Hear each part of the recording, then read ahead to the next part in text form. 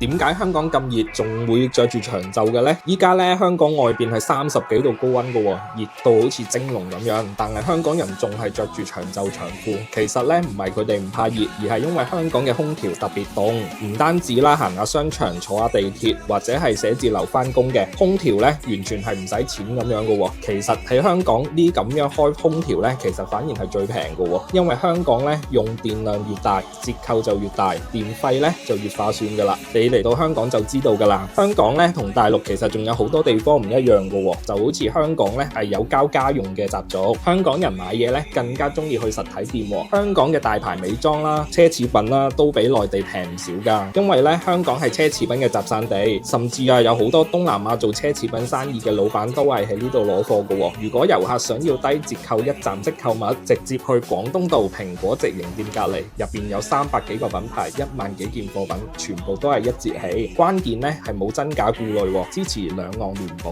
，21賠3。小紅書